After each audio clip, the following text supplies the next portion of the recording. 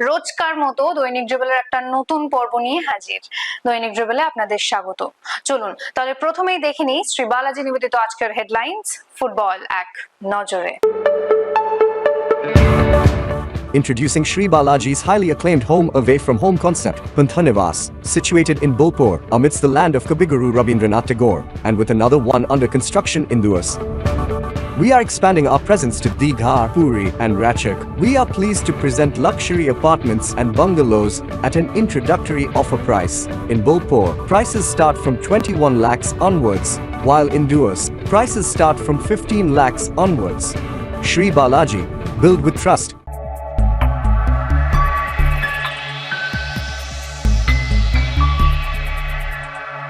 দুরন্ত ছন্দে east Bengal, rainbow এসির বিরুদ্ধে জয়।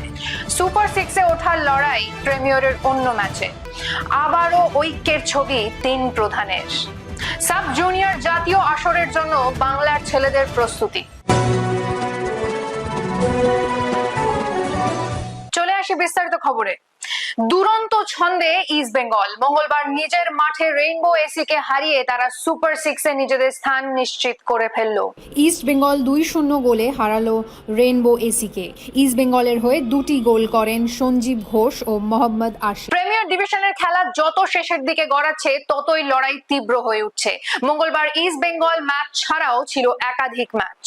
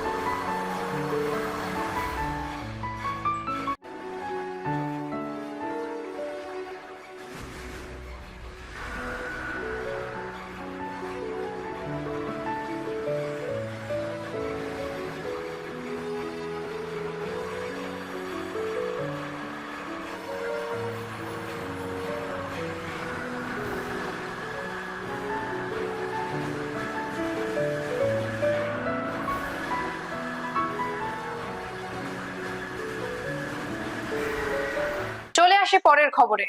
রবিবার যুব ভারতী স্টেডিয়ামে তিন প্রধানের সমর্থকদের এক নজিরবিহীন ঐক্যের ছবি দেখা গেছে। মঙ্গলবার সেই ঐক্যের ছবি আবারও দেখা গেল। এদিন কলকাতা ক্রীড়া সাংবাদিক ক্লাবে এক যৌথ সাংবাদিক সম্মেলনে উপস্থিত ছিলেন তিন প্রধান ক্লাবের সচিবেরা। কি জানালেন তারা, আসুন শুনে নিই। East Bengal club, Mohun Bagan club এবং মোহামেডান স্পোর্টিং এর তরফ থেকে আজকের এই আলাপচারিতায় স্বাগত জানাচ্ছি। দেবাশিসদা যেভাবে বললেন, আজকে দিনটা সত্যিকার অর্থে একটি ঐতিহাসিক দিন। ময়দানের তিন বড় ক্লাব একসাথে বসে কথা বলছে আপনাদের সাথে। গত ডার্বি এখন অতীত। আমরা এখন প্রশাসনের কাছে অনুরোধ করছি ডুরান্ড কাপের সেমিফাইনাল এবং ফাইনাল ম্যাচ যেন কলকাতাতেই করা হয়। গত ম্যাচের আগে পুলিশের পক্ষ থেকে আমাদের কিছু ভয়াবহ এবং ভয়ঙ্কর পরিস্থিতি দেখা এবং শোনা। আমরা আমাদের সমস্ত সমর্থকদের কাছে অনুরোধ করব যাতে তারা প্রশাসনের সাথে সম্পূর্ণরূপে সহযোগিতা করে এবং শৃঙ্খলাবদ্ধ ও শান্তিপূর্ণভাবে ম্যাচ উপভোগ করে। দায়িত্ববান ক্রীড়া সংগঠন হিসেবে আমরা সিবিআই সহ তদন্তকারী সমস্ত আধিকারিকদের কাছে অনুরোধ করতে চাই যাতে আমাদের বোন তিলোত্তমা দ্রুত সুবিচার পায় এবং দোষীরা কঠিনতম শাস্তি পায়। তার সাথে তার পরিবারকেও জানায় গভীর সমবেদনা। এই লড়াইয়ে যে কোনো রাজনৈতিক রং বাদ দিয়ে আমরা সর্বত আছি, থাকবো। যে ফ্যামিলির বক্তব্যের তলায় তিনজন সচিবের সই আছে। আমাদের যেটা প্রথম এবং প্রধান বক্তব্য, সবাই আমরা জাস্টিস চাইছি। সাথে সাথে এই যে ডুরান্ড কাপটা বন্ধ হয়ে গেছিল, খেলা কলকাতা থেকে বন্ধ হয়ে যেতে পারে, সেটাই আমরা প্রশাসনের কাছে অনুরোধ করেছি যে ডুরান্ড কাপের সেমিফাইনাল এবং ফাইনাল করার এখানে ব্যবস্থা করা হোক। কারণ আমাদের শহর খেলার শহর, সেখানে সবাই আমরা খেলা দেখতে চাই এবং আমাদের সমর্থকরা শৃঙ্খলাভাবে এই খেলা দেখতে যাবেন। এবং আমি আশা করি আমাদের তিনটি ক্লাবের আমরা তিনটি প্রতিষ্ঠান, এই তিনটে প্রতিষ্ঠানের অনুরোধ প্রশাসন মেনে ডুরান্ডের সেমিফাইনাল এবং ফাইনাল কলকাতায় করতে রাজি হবে এবং ইস্তাহারের রাজনীতি বলবো কিছু বলার জন্য। ধন্যবাদ দেবাশিস দা। উপস্থিত আমার বন্ধু ভাই বোনেরা, সাংবাদিক ভাই বোনেরা, প্রথমে ধন্যবাদ জানাই। এবং যে কথাটা ওনারা বললেন যে আজকে ঐতিহাসিক ডে, যে আজকে আমরা সবাই একসাথে এখানে বসে একটা প্রেস কনফারেন্স করছি, একটাই কারণ, একটাই উদ্দেশ্য, একটাই লক্ষ্য আমাদের, যে আমরা ফুটবলটাকে যেটা এখান থেকে শিফট করে নিয়ে চলে যাওয়া হয়েছে ওয়ার্ল্ড কাপ, সেটাকে ফিরিয়ে নিয়ে আসা। এবং আমরা দাবি করেছি যে যেভাবে ফুটবলটা এখানে চলে, যেভাবে ফুটবলটা খেলা হয়, যেভাবে পরিচালনা হয় এবং ডার্বি থেকে নিয়ে সমস্ত ম্যাচগুলি, সেই খেলাটা যেন এখানে আবার ফিরিয়ে নিয়ে আসা হয়। এবং তার সঙ্গে সঙ্গে যারা যারা সমর্থক, ইস্টবেঙ্গল, মোহামেডান, মোহনবাগানের যাদের দর্শক এবং সমর্থন যারা রয়েছে, তাদের অধিকার আছে, তারা প্রতিবাদ করতে পারে, কিন্তু ল অ্যান্ড অর্ডার যেটা আছে সেটাকে মেনে নিয়ে, যে কথাটা রূপকদা এখন বললেন ঠিকই কথা, যে ল অ্যান্ড অর্ডার মেনে নিয়ে তারা যেন এই প্রতিবাদ করতে পারে, তাদের অধিকার আছে। কিন্তু আমাদের ক্লাব থেকে এরকম কোনো নেওয়া হয়নি যে আমাদের কোনো সদস্য কিংবা কোনো আমাদের মেম্বার গিয়ে এখানে ধর্নাতে কিংবা এখানে গিয়ে কোনো প্রতিবাদ করছে। কিন্তু এখানে আমাদের অধিকার আছে, আমরা সবাই চাইছি যে একটা জাস্টিস হোক, এভরিওয়ান ওয়ান্টস জাস্টিস। যে কথাটা মুখ্যমন্ত্রীও বলেছেন এর আগে, যে আমরা জাস্টিস জাস্টিস বলছি, আমরা চাইছি শাস্তি শাস্তি, সাজা নেই সাজায় মত চাইয়ে। সেটা মুখ্যমন্ত্রী এর আগে প্রথমে বলেছেন যে সাজায় মত চাইয়ে। তো এটা ভালো লক্ষ্য। আমরা চাইছি যে যত তাড়াতাড়ি একটা ইনভেস্টিগেশন করে এর শাস্তি হোক এবং ফাঁসির দাবি আমাদের রাখছি। এটাই আমাদের আজকের মেন লক্ষ্য। তো আমার মনে হয় দেবাশিস, রূপক, রাজু সব পুরোটাই ব্যক্ত করেছে। আমরা ক্রীড়া সংগঠনের মানুষ, আমরা আমাদের প্রথম দাবি থাকবে খেলাটা খেলার জায়গায় হোক। সেই দাবি নিয়ে আমরা এখানে এসেছি। আপনারা যদি আমাদেরকে প্রপারলি সহযোগিতা করেন, তাহলে আমার মনে হয় খেলাটা আমার পুনরায় সেমিফাইনাল ফাইনাল এখানে হতে পারে। বাকি যা যেরকম ভাবে চলছে সেটা তো চলছে, এবং পাশাপাশি যে কথাগুলো উঠে আসছে, আমরা সবাই চাই দোষীর শাস্তি হোক, যত দ্রুত হোক। আমরা সবাই একমত, দেশবাসী সবাই আমরা একমত। আমরা সেই প্রতীক্ষায় থাকবো, যত তাড়াতাড়ি সম্ভব সেটা নিষ্পত্তি হোক। এটা আমরা সেই দিকেই তাকিয়ে থাকবো। যে সংস্থার কাছে দায়িত্ব আছে, সেই সংস্থা যত দ্রুত এটাকে সমাপ্তি করতে হবে, আমাদের সবার জন্য মঙ্গল। ধন্যবাদ। ছেলেদের জাতীয় জুনিয়র ফুটবলে সাফল্য পেয়েছে বাংলা। এবার নজর সাব জুনিয়র বাংলা দলের দিকে। জাতীয় প্রতিযোগিতায় অংশগ্রহণের আগে দলের প্রস্তুতি চলছে দেশবন্ধু পার্কের মাঠে। আমাদের ক্যামেরায় উঠে এলো সেই ছবি।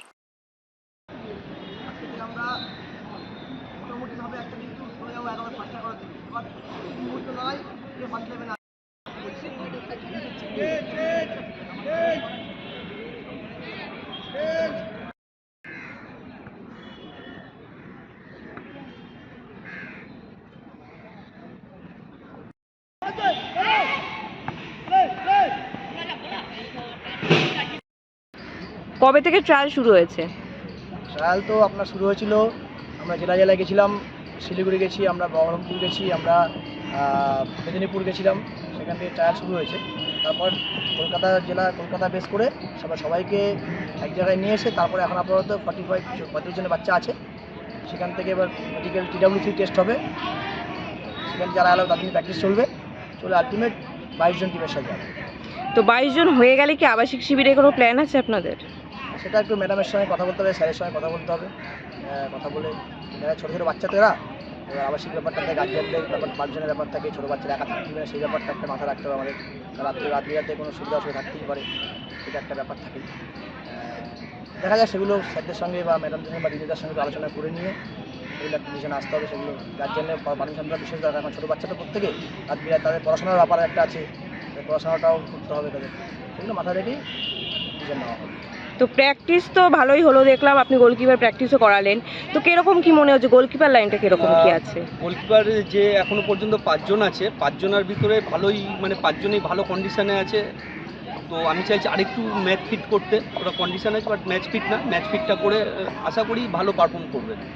তো আপনারা কতটা আশাবাদী জেতা নিয়ে? বাংলা সবসময় দেখুন সবসময় খেলে জেতার জন্য, কিন্তু ছোটো ছোটো বাচ্চা তো এদের আমাদের বলেছি লার্ন অ্যান্ড উইন, কারণ এরা প্রত্যেকে ডেভেলপমেন্ট প্রসেসে আছে। ঠিক আছে, আমাদের প্রথম লক্ষ্য বাচ্চাদের ডেভেলপ করা, যেন ফুটবলটা শিখতে পারে। তারপর রেজাল্ট তো সব কিছু পারফরমেন্স উপর ডিপেন্ড করে অবশ্যই, তারপরে গোলটা কতটা কনসিড করতে পারলো বা গোলটা খেলো না সেগুলো একটা ম্যাটার করে। তবে আমাদের ওদের আমরা কখনোই রেজাল্ট নিয়ে ওদের প্রেশার করছি না, আমরা ওদের প্রথমেই বলছি আগে শেখো, এখানে শেখো, আমরা কর্নাটকে জিতবো। তারপর বাকিটা ডিপেন্ড করবে খেলার পরিবেশ পরিস্থিতি, কতটা বাচ্চারা ম্যাচ ফিট হলো, বা কার বাচ্চার শরীর খারাপ অসুস্থ ব্যাপার একটা দূরে থাকে, এতটা দূরে গিয়ে কোনো বাচ্চারা খেলেও নি হয়তো, এত দূরে গিয়ে একটা মানে অজানা পরিবেশ, সেগুলো ডিপেন্ড করবে। আমরা চেষ্টা করবো, এবং বাচ্চারাও সত্যি কথা বলবো বাচ্চারাও খুব মন দিয়ে শিখছে এবং ওরাও ওবিডিয়েন্টের মতো শিখছে। বাকিটা সব কিছু কিছু পরিবেশ পরিস্থিতি ডিপেন্ড করে, সেগুলো সময় বলবে। তবে বাংলা যাবে চ্যাম্পিয়ন হওয়ার জন্যই। তার সঙ্গে সঙ্গে এটা আমাদের আরেকটা মুখ্য উদ্দেশ্য, বাচ্চা যেন কিছু শিখতে পারে আমাদের। কারণ আমরা যে বাচ্চাগুলো আসছে প্রত্যেকটা চেষ্টা করছি অ্যাটলিস্ট ফুটবলটা শিখুক। তারপর তো রেজাল্টের ওরিয়েন্টেড ব্যাপারটা আছেই, কিন্তু চাইছি আমরা ফুটবল শিখে যেন ভবিষ্যতে ইন্ডিয়ারও খেলতে পারে, ভবিষ্যতে আমার বাংলার মান উজ্জ্বল করতে পারে, সর্বোপরি দেশের মানটা উজ্জ্বল করতে পারে। আজ ছিল কলকাতা ফুটবল লিগের অন্যান্য ডিভিশনের একাধিক খেলা। আসুন দেখে নিই কি হলো সেই ম্যাচগুলোর ফলাফল।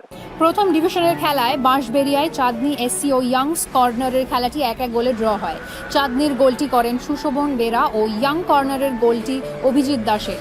কাকিনাড়ায় অল এয়ারলাইন্স রিক্রিয়েশন ক্লাব ও ক্যালকাটা পোর্ট ট্রাস্ট SCর খেলাটি গোল শূন্য শেষ হয়। কল্যাণী B3 মাঠে ইউনাইটেড কলকাতা SC 2-0 গোলে ডালহাউসি ক্লাবকে হারিয়েছে। ইউনাইটেডের জোড়া গোল রাহুল ভেনু। দ্বিতীয় ডিভিশনে পায়রাডাঙ্গা নর্থ এন্টলি UTS ও রামকৃষ্ণ SCকে 2-1 গোলে হারালো।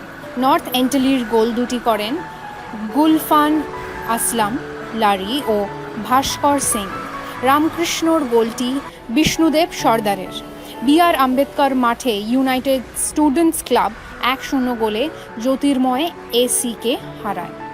বিজয় দলের পক্ষে গোল করেন এরফান আলী। চতুর্থ ডিভিশনের খেলায় আরিয়াদহ মাঠে আরিয়াদহ স্পোর্টিং ক্লাব 9-0 গোলে হারালো সেন্ট্রাল ক্যালকাটা SCকে। আরিয়াদহের পক্ষে জোড়া গোল করেন অনির্বাণ পাল, সোহেল আলী। অন্য গোলগুলি দীপ দাস, প্রণব সর্দার, সম্রাট দাস ও নিশান বাসফোরের। তৈরি তো? হ্যাঁ, কারণ এখন সময় ফুটবল কুইজ মগজাস্ত্রের। চলুন তাহলে প্রথমেই দেখে নিই গতকালের প্রশ্নের সঠিক উত্তরটি। আমাদের গতকালের প্রশ্নের সঠিক উত্তর হলো গোষ্ঠপাল ময়দানে প্রথম কুমারটুলি SCতে খেলেছিলেন। এই প্রশ্নের সঠিক উত্তর দিয়েছেন ফেসবুক পেজে পঞ্চানন দত্ত, আপনাকে ধন্যবাদ। এবার চলে আসি আজকের প্রশ্নে। গতকাল ভারতীয় যুব দল জয় পেয়েছে। আমাদের আজকের প্রশ্ন তাই ভারতীয় দল নিয়েই। প্রশ্ন হলো ভারতীয় ফুটবল দলের প্রথম অধিনায়ক কে ছিলেন? ফুটবল নিয়ে চর্চা করেন যারা, তারা এই প্রশ্নের উত্তরটা আশা করি নিশ্চয়ই পারবেন। তাই দেরি না করে কমেন্ট বক্সে লিখে ফেলুন। আজকের ভিডিওটি যদি ভালো লেগে থাকে তাহলে ভিডিওটিকে শেয়ার করুন এবং আমাদের ফেসবুক পেজটিকে ফলো করুন। ফুটবলের এমন আরো খবরাখবর পেতে আমাদের ইউটিউব চ্যানেলটিকে সাবস্ক্রাইব করুন আর বেল আইকনটি প্রেস করুন। আজ তাহলে এখানে শেষ করছি, আবার দেখা হবে আগামীকাল একটা নতুন পর্ব নিয়ে। শুভরাত্রি।